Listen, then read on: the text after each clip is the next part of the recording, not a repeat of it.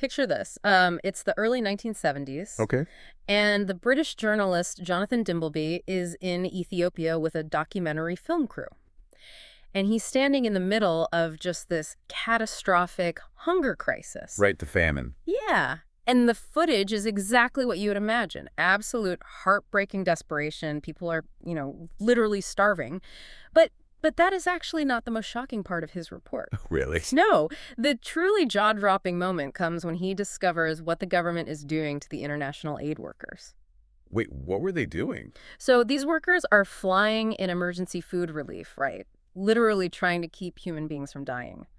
And the local authorities are forcing those aid workers to pay a tariff on the food before they can distribute it. Oh, wow. So they're taxing the rescue mission. Exactly. They're taxing the rescue mission. The very authorities whose sole purpose for existing is to, protect the lives of their citizens are actively penalizing the people trying to save them. That is just... It's sickening, right? When you hear a story like that, something deep inside your gut just twists. I mean, it's not just sad, it is offensive. It's the visceral, literal definition of, well, not the way it's supposed to be. It creates a sense of absolute dissonance. I mean, your mind just rejects it because it is a system acting in direct, hostile opposition to its own intended purpose. Exactly. And, well, welcome to today's deep dive. It is Tuesday, May 5, 2026. And we are starting with that horrific image in Ethiopia because today we are exploring the darkest, most persistent emergency in human history. The human condition itself. Right. We are looking at a profound synthesis of ideas surrounding Cornelius Plantinga Jr.'s work on the concept of sin, specifically his book, Not the Way It's Supposed to Be, alongside some incredibly rigorous biblical and theological analysis of that exact framework. Which is a heavy topic. It is. So before you hit pause, because a deep dive into sin sounds like a heavy, guilt-inducing way to spend your Tuesday morning, stick around. Yeah, please do. Because the goal here is not to leave you weighed down by despair. It's the complete inverse. I mean, if you want to appreciate the sheer brilliance of a rescue mission, you first must understand the true depth of the entrapment. Right. It's like finally getting a proper, accurate diagnosis after years of mysterious chronic pain. Exactly. Hearing the doctor say the name of the disease is scary, sure, but it's the only way you can actually start the healing process. Our mission today is to discover how understanding this brokenness, diagnosing this spiritual disease, is actually the ultimate catalyst. It completely reframes everything. It does. It's about how looking the darkness in the eye actually inspires a much deeper love for Christ and equips you to live for him with this profound, devoted freedom in your actual everyday life. Because a surface-level understanding of the problem will only ever yield a surface-level appreciation of the solution. I mean, if we minimize the disease, we inadvertently minimize the cure. Right. So to truly understand the vandalism of the world, we first have to understand what the building looked like before it was broken into. We need to move from that modern Ethiopian tragedy back to the cosmic blueprint. Okay, let's talk about the blueprint. Plantinga grounds his whole framework in this beautiful ancient Hebrew word, shalom. And it's fascinating because in modern contexts, we usually just hear shalom translated as peace. Yeah, just peace. Right, like if two countries sign a treaty and stop bombing each other, we say they have peace. But shalom is way bigger than just a temporary ceasefire, isn't it? Oh, infinitely bigger. A ceasefire is merely the absence of conflict. Shalom is the presence of total flourishing. Total flourishing. I love that. Yeah, it is defined as the webbing together of God, humans, and all creation in justice, fulfillment, and delight. Webbing. Yeah, that imagery is just, it implies that nothing exists in a vacuum. Everything is tethered to everything else. And that interconnectedness is the biblical baseline. Yeah. If you go back to Genesis 1 and 2, you see this rhythm where God creates, steps back, and declares it good. And the Hebrew term there is tob. But when you look at how that was translated into Greek in the Septuagint, the word used is kalos. Kalos. What does that signify? Well, it doesn't just mean morally acceptable.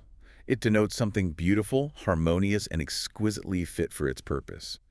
Humanity was in a completely unruptured relationship with the Creator, with one another, and with the earth itself. So the original design wasn't just, not bad, it was a masterpiece of interconnected delight, Exactly. which makes the fracture in Genesis 3 so much more devastating. Yeah. This is where the concept of sin, as the vandalism of shalom, comes in. But there's a specific distinction made here in the notes. Sin is primarily a Godward force. Right. It's not just hurting yourself or hurting your neighbor. It is a culpable, personal affront to God. This is a crucial line to draw, especially when we look at the Greek term most commonly used for sin in the New Testament, which is hamartia. Hamartia, okay. Historically, you might hear a very soft translation of this word. People often say it simply means missing the mark. Right, I've heard that, like an archer who just didn't aim quite right. An innocent mistake, like, oops, I missed the bullseye. Yeah, but the rigorous theological analysis pushes back hard on that softening. In the context of the New Testament and the Greek Septuagint, hamartia is absolutely not an innocent error. It's not. No, it conveys a culpable transgression. It is an active violation that breaks both covenant and law. Okay, let's unpack this. Let me see if I'm getting the weight of this. Is it the difference between, say, failing a math test, which is just an error in logic, a mistake, and walking into the Louvre with a box cutter and slashing the Mona Lisa? Oh, that's a brilliant analogy, yes. Because one is just getting something wrong, the other is an intentional violation of the artist's intent and a destruction of beauty. That is the perfect distinction. I mean, if you fail a math test, you haven't offended the concept of mathematics. You've just miscalculated. But if you slash the Mona Lisa, you have committed an act of vandalism against a masterpiece. You've aggressively disrupted the good. Exactly. And this brings up a profound philosophical distinction between a crime and a sin. Because a crime is just relative to whatever the laws are at the time, right? Like, it depends on the government. Precisely. A crime is statute relative. If you drive 60 miles an hour in a school zone, you are committing a crime. If you drive 60 miles an hour on the highway, you are perfectly fine. Right, right. The morality of the action changes based on the jurisdiction and the local statutes. Sin, however, is not statute relative. It is an absolute relational rupture with the Creator. Which means the very concept of sin fundamentally requires a creator. I mean, if there's no God, you can't have sin. You might have crimes against the state or, I don't know, evolutionary disadvantages, but you can't have a personal affront to the artist if there is no artist. You've nailed it. Yeah. And this leads to another vital nuance from the text. The difference between objective sin and subjective sin. Okay, lay that out for me. Objective sin is the actual slashing of the painting. It is the breaking of the piece, regardless of how you feel about it. The damage is done. Right. Subjective sin, on the other hand, involves our internal awareness and culpability, like whether we actually feel like we've broken the piece or understand that we have. Wait, so are all sins equally bad? Because sometimes you hear that phrase, sin is sin, implying that telling a white lie is the exact same as murder in the eyes of God. That always felt a little, I don't know, off to me. The analysis addresses this beautifully, actually. It notes that all sin is equally wrong, in the sense that any rebellion is a breach of the absolute standard. Okay. Like a crack in a window and a completely shattered window both mean the window is broken. Right. However, not all sin is equally bad. The badness of a sin depends entirely on the amount of damage it does to the webbing of shalom. Oh, that makes sense. Yeah, murder tears a massive hole in the webbing of creation. A momentary thought of jealousy causes a much smaller tear. Both are wrong, but they are absolutely not equally bad. That makes so much more sense. But it leaves me with a massive question. Okay, what's that? So we have this initial act of vandalism, right? The slashing of the painting in Genesis 3. But slashing a painting is a one-time, localized event. The human emergency we live in today is ongoing, pervasive. It's everywhere. How does the damage spread so completely? Well, to understand the spread, we really have to look at the very nature of corruption itself. And to do that, we need to lean into a concept famously articulated by C.S. Lewis. Though, to be fair, he was drawing heavily from much older giants like Augustine and Thomas Aquinas. What's the concept? It's the concept of evil as privatio boni. Which means the privation or the lack of good? Yes, and this is a mind-bending but essential concept. Evil has no independent ontology. Wait, meaning what? It has no actual substance of its own. It is completely unoriginal. I think I need you to unpack that. What do you mean evil has no substance? Because when I look at a dictator or a war or systemic abuse, that looks like it has a very heavy, very real substance. It looks that way, absolutely. But let's look at the underlying mechanism. Lewis argued that goodness is itself. It is the original creation. Badness has only ever spoiled goodness. Oh, I see. Yeah, there must be something inherently good first before it can be corrupted. Mhm. Think of rust on a car. Okay. Rust cannot exist on its own. You can't have a bucket of just rust. Right. Rust requires the iron of the car to exist. It is merely the corruption of the iron. Oh, wow. Okay, so sin is essentially a parasite.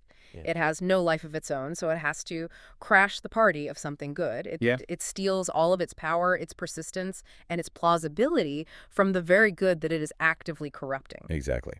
Sin wants the good. It wants power or pleasure or security, Right. but it wants the good without God. Right. And because creation is so deeply webbed together, like we talked about with shalom, when a parasite enters the system, the fallout is catastrophic. This explains what the Apostle Paul calls the mystery of iniquity in 2 Thessalonians. Well, sin is both fatal and fertile. Like a virus, it attaches to the life force and the dynamics of its host, and it converts that healthy energy into a new, destructive use. There's an incredible and honestly kind of terrifying real-world example of this ecological cascade that we uncovered in the research. The Borneo one. Yes, the island of Borneo. So a while back, the government there had a major problem with houseflies. So they did what seemed logical. They sprayed DDT to kill the flies. Right. And it worked. The flies died. But then the local geckos started eating the poison flies. So the geckos got sick and lost their reflexes. And because the geckos were sluggish, the local cats caught and ate them super easily. Oh, no. Yeah, so the cats absorbed concentrated doses of DDT and started dying off in massive numbers. And because the cats were gone, the ecosystem lost its apex predator for rodents. Right. So the rat population absolutely exploded, infested the homes, and brought the threat of the bubonic plague. The government literally had to parachute live cats into Borneo to try and restore the webbing they had destroyed. It is the perfect, tragic illustration of swimming against the grain of reality. You introduce one corrupting element to fix a minor issue, or you make one compromise, and because of the deep interconnectedness of shalom, it triggers a disastrous cascade. One thing leads to another. Exactly. One moral misstep necessitates another to cover it up. The analysis actually quotes a profound thought from Jewish mysticism, the Mesillat Yesharim. It says, if a man is allured by the things of this world and is estranged from his Creator, it is not he alone who is corrupted, but the whole world is corrupted with him. That's heavy. And when a society refuses to acknowledge this parasitic cascade, when they try to fix the human condition without acknowledging the reality of sin, the results are chilling. There's an impartial historical example regarding the Soviet Union from the notes that really stopped me in my tracks. Oh, the attempt to engineer utopia by redefining human nature. Yes. The Soviet state decided to eliminate the concept of blame entirely. Their ideology said that human beings were purely the product of their material environment. Therefore, if someone did something wrong, it wasn't their fault. It was the state's failure to provide the right environment. Right, a purely materialist view. Yeah. They thought that by removing personal blame, they were creating an enlightened, guilt-free utopia. But look at the actual psychological and societal result of that policy. By refusing to blame people for their sins, the state didn't liberate them. They profoundly dehumanized them. How so? Because on the surface, taking away blame sounds kind of nice, right? Like, hey, it's not your It fault. sounds nice until you realize what it strips away. If you are not capable of being blamed, you are not being treated as a fully responsible moral agent. Oh. Yeah, you're being treated like a broken machine or a poorly trained animal. To hold someone accountable is to dignify them. It says, you have agency, you have a soul, your choices matter. Wow.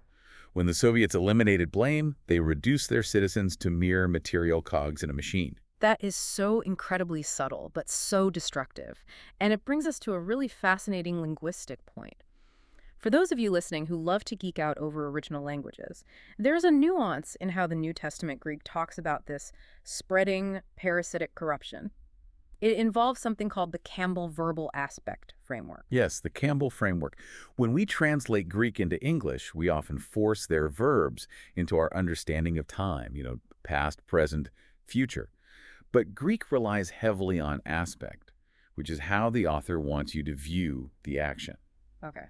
Traditionally, people might think of a perfect tense in Greek as merely describing past action with present results. Like saying, I have locked the door, I locked it in the past, and it remains locked right now. Exactly. But the Campbell framework argues that these perfect tense forms in the New Testament do much more than that.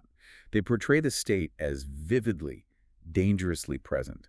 It's an imperfective aspect with heightened proximity. Okay, bring that down to ground level for me. What does that actually mean when we're reading the Bible's description of sin? It means the biblical authors are not just saying Adam sinned a long time ago and now we are dealing with the historical fallout. Right. By using these specific grammatical forms, they are portraying corruption as a dynamic, active, breathing force in the room with you right now.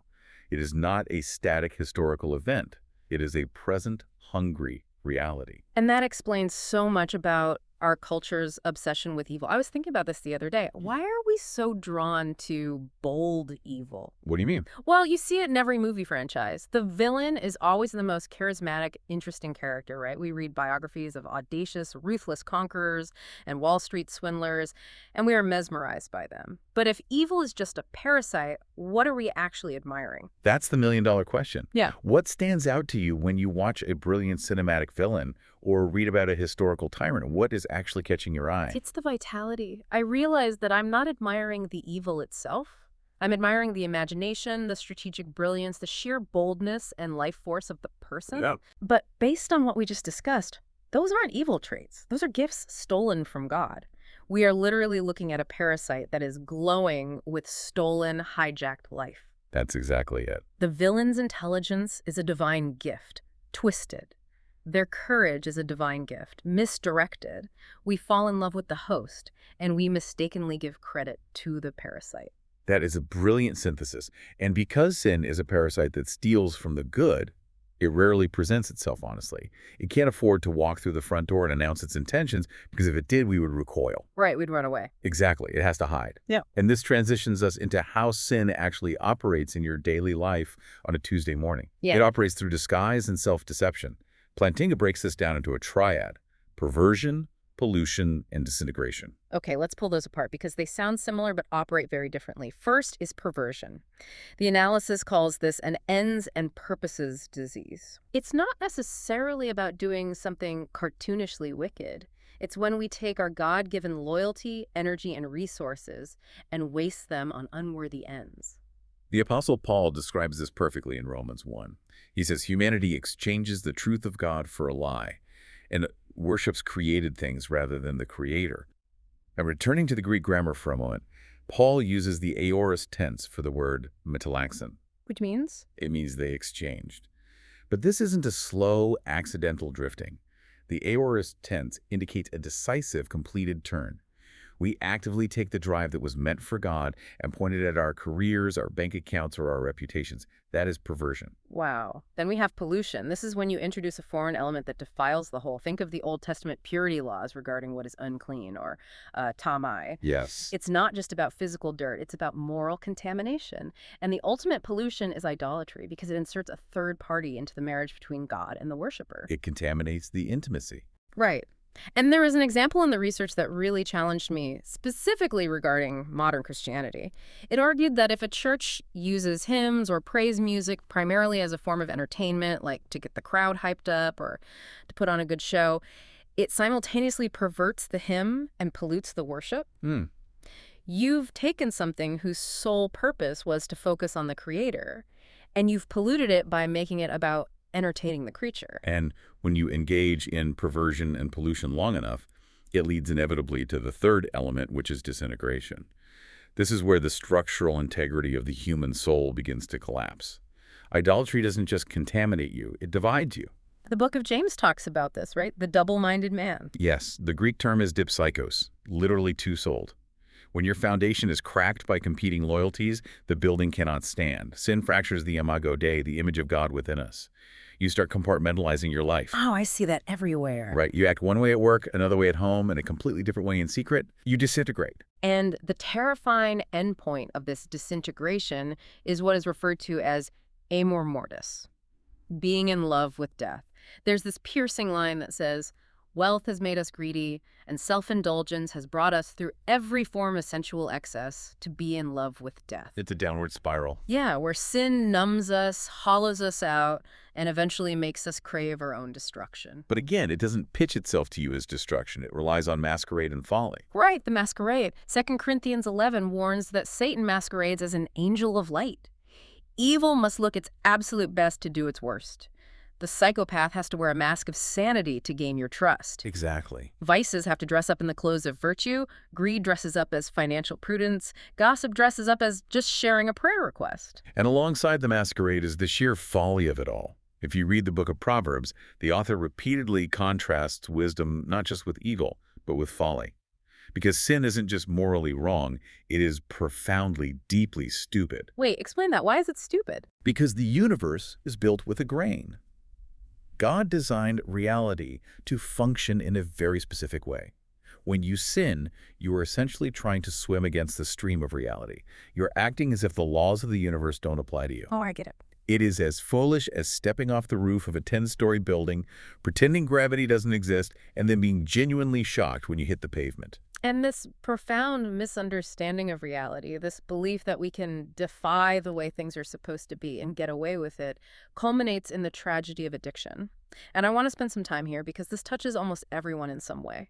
It really does. There is a quote in the notes from Goethe that perfectly captures the terror of addiction. "Master, I am in great distress. The spirits that I conjured up I cannot now get rid of." That is the essence of the trap. Addiction is the tragic, desperate attempt to cure distress with the exact same agent that caused the distress in the first place. So you feel empty or anxious, so you engage in a destructive behavior, a substance, a screen, a toxic relationship to feel better, and for a fleeting second, it works. Right. But then the behavior causes a much deeper despair, so you return to the exact same behavior to relieve the new despair. The jaws of the trap just keep snapping tighter. And this raises a highly complex pastoral and theological question that the material grapples with. Is addiction a sin, a symptom, or a tragedy? Because modern psychology often frames it purely as a disease, stripping away the moral component entirely, while rigid moralism frames it purely as a choice, stripping away the physiological and psychological entrapment. Exactly. The framework we are looking at suggests it involves overlapping circles. It acknowledges the incredibly complex physiological, psychological, and social context of addiction. Not every dimension of an addiction is inherently a conscious sinful rebellion. Right. However, at its core, when the addiction is in full cry, demanding ultimate allegiance, it is a profound form of idolatry. The theological analysis anchors this in Colossians 3.5, using the Greek word pleonexia, which is typically translated as greed or covetousness, and the text equates it directly with idolatry. Because what is happening in the addict's heart? The longing of the heart is completely real and valid. The human heart was made to long for transcendence, for comfort, for connection. Right. But that valid hunger is tragically misdirected. It wants God, but it settles for a lethal, parasitic substitute. And the addict will eventually sacrifice everything, their family, their dignity, their very life, on the altar of that idol. Man. So we see this masquerade and self-deception happening on an individual level. But think about how this scales up culturally. Let's look impartially at the modern educational or cultural elite who often frame absolute moral tolerance as the highest possible good. If you tolerate everything, you are virtuous. If you draw a moral line, you are evil. Aren't they just engaging in what the text calls self-swindling? It is a profound example of a public resistance movement against reality. They are deciding that the only actual evil is intolerance, which completely ignores the objective reality of the vandalism of shalom. It's like standing in a burning building and deciding the only real danger is the firefighter who is rudely yelling at people to get out. That is the masquerade functioning at a societal level. It is corrupted consciousness. The mechanism works like this. First, we deceive ourselves to justify our desires. Then the truly dangerous part happens. We convince ourselves that we are not deceiving ourselves. Oh, wow. We create a deified, enlightened image of ourselves and call our rebellion virtue. So when human beings are confronted with this brokenness, when the mask slips and we see our own internal fracture, or we are confronted by the brokenness of our neighbors, we rarely stand firm and deal with it in reality. According to the research, we default to alternating between two disastrous coping mechanisms: attack and flight. This is a deeply biblical approach and avoidance pattern. Yeah. When the pressure is on, we either assault other human beings to assert control, or we advocate our responsibility and flee. Let's dissect attack first. The notes bring up an incredible historical case study, President Lyndon B. Johnson. They describe him as simultaneously one of America's greatest politicians and one of its greatest liars. A fascinating dichotomy. Yeah, but the fascinating part is that LBJ didn't just have trouble telling the truth, he had trouble seeing it. He used lies, not just to cover his tracks, but as an active assault weapon to dominate his opponents and bend reality to his will. He used his overwhelming personality to invade the agency of others. And if we look beneath the surface of the attack mechanism, the root engine driving it is very often envy. And it is vital that we unpack the exact anatomy of envy because we frequently confuse it with covetousness. Right. If I'm at work and my coworker gets a massive promotion in a corner office and I feel this bitter sting, is that covetousness or envy? That depends entirely on what you want to happen next. Covetousness is wanting what someone else has. You see the corner office, and you want it for yourself. It's a strong desire that tempts you toward theft or unethical ambition. But envy is darker than that. Much darker. Envy doesn't necessarily want the corner office. Envy wants the coworker to be fired so that they don't have the office. Envy wants to destroy the other person's good. Why? Why on earth would I care if they have it if I don't even want it? Because the very existence of the other person's good scuffs the envier's pride. Envy is a corrupted, malignant form of anger. It is an assault on someone else simply because their excellence or their blessing makes you feel diminished by comparison. Oh, I see. The envier keeps running for the office of God, deeply resenting anyone who is slightly superior or even equal to them. The sources provide some visceral, stomach-churning examples of this in action, and it proves your point perfectly. In Iowa, a beauty pageant contestant actually strangled the winner of the pageant with a leather belt. Horrific. In Indiana, a high school yearbook editor systematically defaced the photos of the girl she envied before sending the final book to the printer. And perhaps most famously, in Texas, a mother hired a hitman to murder the mother of a rival cheerleader. Let's look at the anatomy of that Texas cheerleader plot. The mother hiring the hitman didn't want to be the cheerleader. She didn't want the spot for herself. No, she just wanted to ensure the rival family suffered so deeply that the girl couldn't compete, clearing the way for her own daughter. It is pure destruction for the sake of pride. It doesn't build anything, it only tears down. And in doing so, it introduces spiritual gangrene into the envier's own soul. Envy rots the bones, as Proverbs says. But if we aren't actively attacking people out of envy or dominance, we swing to the opposite extreme, flight. And this isn't just running away physically, it's the evasion of moral responsibility. The psychological data on this is absolutely terrifying. The text spends a lot of time on the famous Stanley Milgram experiment from the 1960s. The obedience to authority study. It remains one of the most chilling psychological experiments ever conducted. Walk us through the methodology, because understanding how it happened makes the results so much worse. The setup was deceptively simple. Normal, everyday volunteers were brought into a lab and told they were participating in a learning study. They were the teacher, and they were instructed to administer electrical shocks to a learner in another room every time the learner got a question wrong. The shocks increased in voltage with every wrong answer, going up to a lethal 450 volts. And the learner in the other room was an actor. They weren't actually getting shocked, but the volunteer teacher didn't know that. Correct. As the voltage increased, the actor would start pounding on the wall, screaming in simulated agony, begging to be let out, and eventually ominously falling completely silent. And the terrifying statistic is that 65% of the participants went all the way up to the maximum voltage. Even when they had to physically force the screaming person's hand onto the shock plate, 30% still complied. Think about that. 30% of normal people held a screaming man's hand onto a torturous electrical plate. Why? Because a man in a white laboratory coat stood behind them, holding a clipboard, and calmly said, "The experiment requires that you continue. You have no other choice." They abdicated their moral agency. Completely. They rejected hurting innocent people in principle, but they executed it in practice. They engaged in moral flight. They became what the analysis calls living tools. Living tools? Yeah, in a hierarchical structure, they stopped viewing themselves as responsible moral subjects with a duty to their neighbor and became mere instruments of the authority figure. They said, "I am not responsible, he told me to do it." And that concept of living tools scales up to horrific historical proportions. We aren't just talking about a lab experiment. The text connects this directly to the Holocaust. It brings up Franz Stangl, the commandant of the Treblinka extermination camp, and Rudolf Höss, the commandant at Auschwitz. Yes. There is a quote from Höss that makes my blood run cold. When asked about the mass extermination, he said he couldn't form an opinion on it because he lacked the necessary breadth of view. He reduced his entire moral universe to a single point: obedience. He Right. just had an order. Obedience got him his prestigious position, and cowardice pinned him to it. It is the ultimate flight from responsibility. And before we dismiss that as just the extreme evil of the Nazis, we have to look at how this mechanism of flight manifests in our normal, modern lives. Think about your own corporate job or neighborhood. How many times have you signed off on a questionable decision, or ignored someone's suffering just because management ordered it, or it's none of my business? The material points to the infamous Kitty Genovese case in 1964, where a woman was brutally attacked outside her apartment building, and dozens of neighbors allegedly heard her screams but did nothing, assuming someone else would call the police. The diffusion of responsibility is a form of flight. It also brings up the Spur Posse scandal in Lakewood, California in the 90s. A group of high school boys were keeping a point system for exploiting girls. And when it came to light, the parents completely conformed to the culture. They refused to blame their sons, saying, "Boys will be boys." They fled from their parental and moral duty. In our current era, this flight often takes the form of cocooning. Cocooning, like hiding away. Exactly. We are overwhelmed by the brokenness of the world, so we go lump.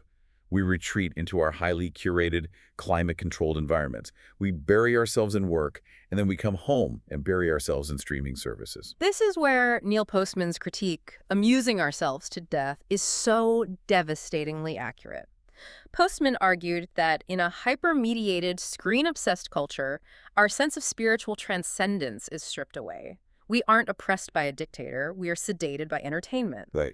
God becomes a second banana to whatever is on Netflix. We just amuse ourselves into a stupor to ignore the vandalism right outside our window. If we connect this societal cocooning back to the theological analysis, this flight from our neighbor is directly linked to what is called functional godlessness. What does that mean, functional godlessness? It means you might theoretically believe in God, but your daily life functions as if he doesn't exist.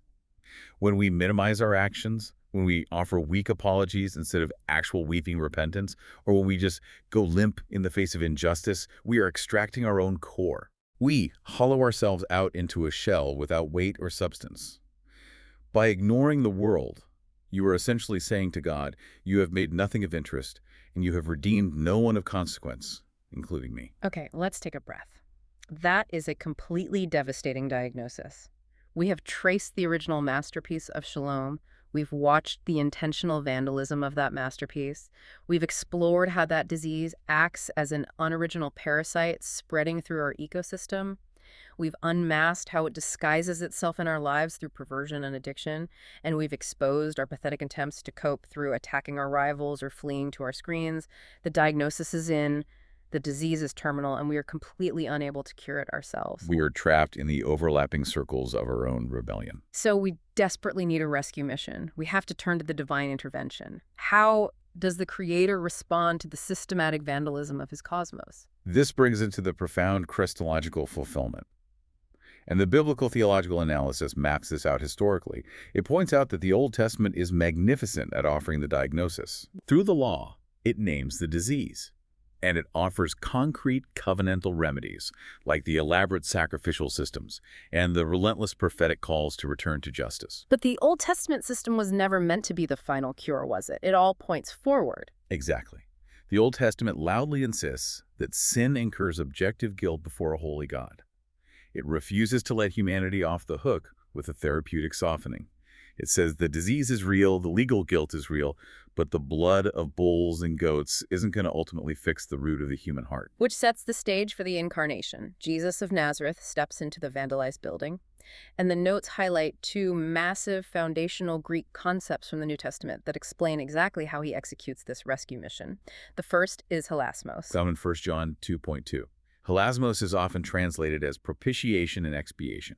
It is a stunning, multifaceted concept because it addresses two critical problems simultaneously. First, it addresses God's righteous, objective wrath against the vandalism of his world. A good judge must punish evil. Hilasmos satisfies that justice. But secondly, it addresses the internal pollution of the sin itself. So it's not just a legal transaction. It cleans up the toxic spill and pays the fine. Yes, it wipes the slate clean and washes the soul clean.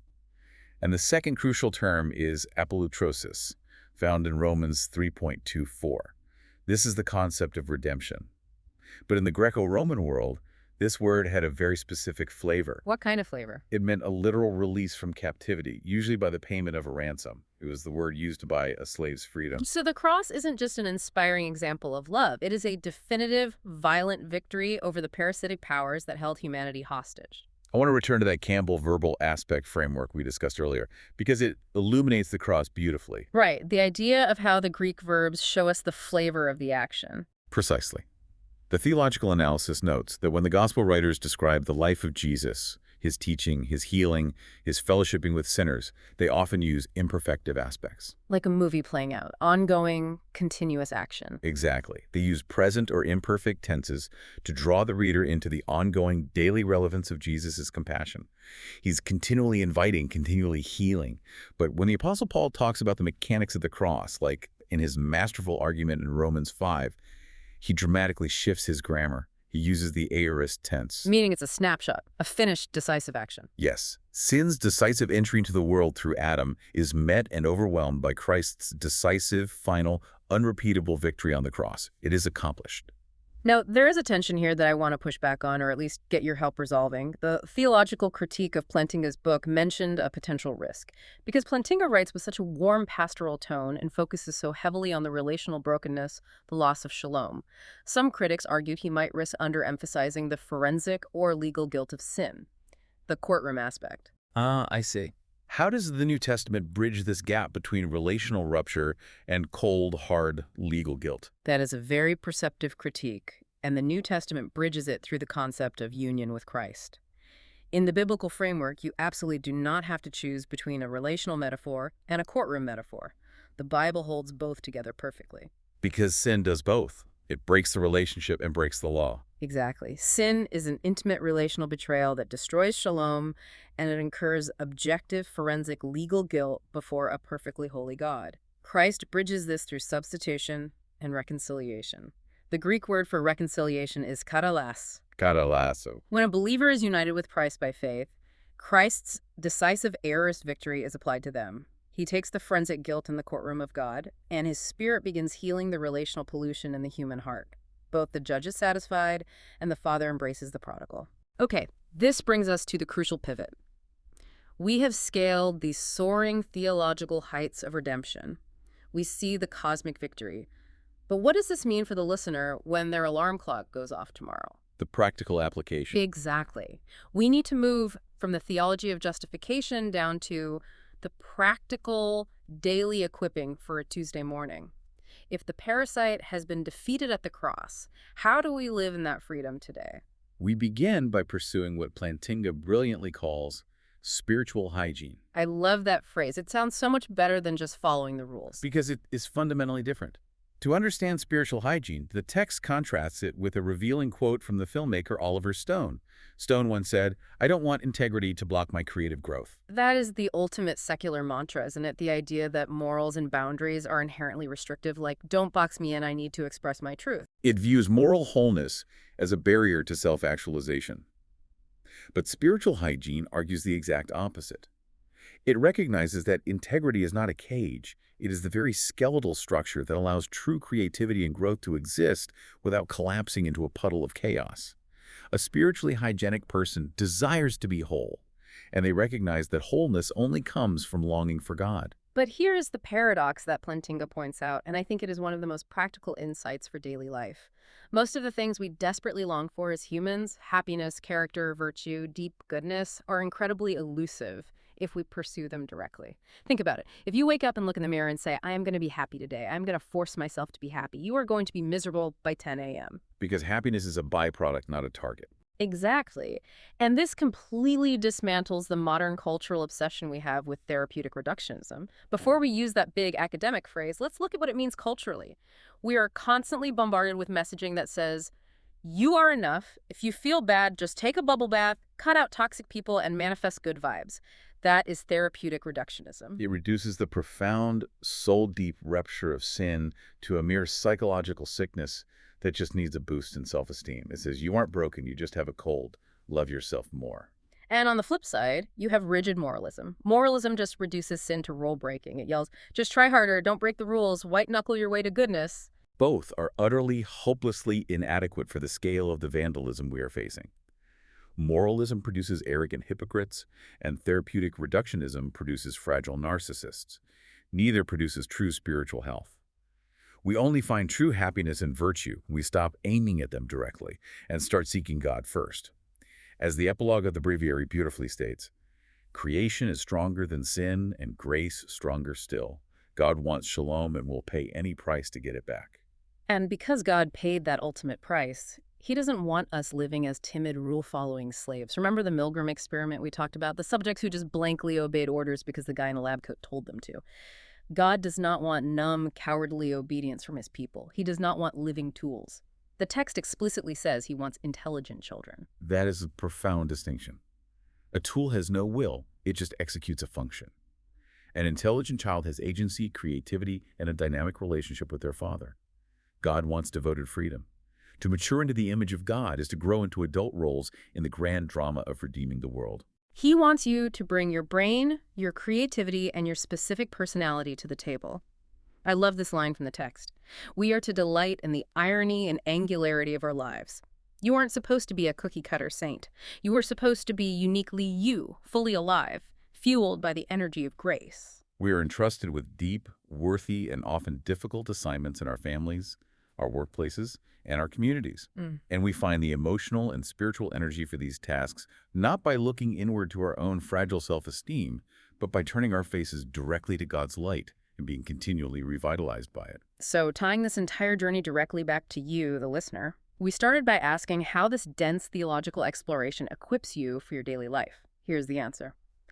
Understanding the horrific, parasitic, pervasive nature of sin doesn't make you a depressed pessimist. When you truly grasp the depth of the trap, it makes you profoundly, overwhelmingly grateful. Because you realize exactly the scale of the horror you were rescued from. Yes. It inspires a much deeper, much more vibrant love for Christ.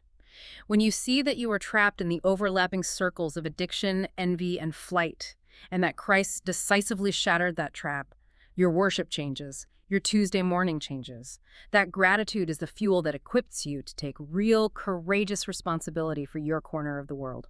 You are empowered by a grace that is far more stubborn than your rebellion. The arc we've traced today is extraordinary.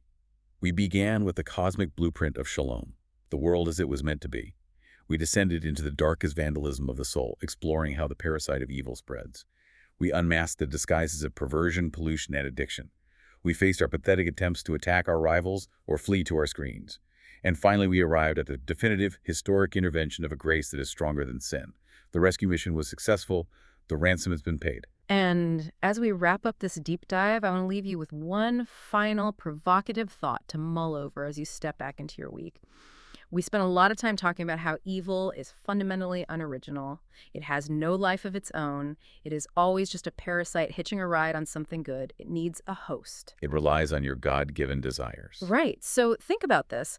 What if every single temptation you face this week is actually just a hijacked, deeply misdirected hunger for God? Think about it. The craving for control, the pull toward an addiction, the urge to tear down a coworker out of envy. What if those are all just profound spiritual hungers that a parasite has pointed in the wrong direction? What would happen if the next time you feel that desperate pull toward flight or attack or addiction, instead of just white-knuckling it and fighting the parasite directly, you bypassed it entirely? What if you recognized the hunger for what it is and took that raw, desperate craving straight back to the creator of shalom? Because the hunger itself is the undeniable proof that you were made for something more. You were made for the masterpiece. Thank you so much for joining us on this deep dive. Go live in devoted freedom this week. Until next time.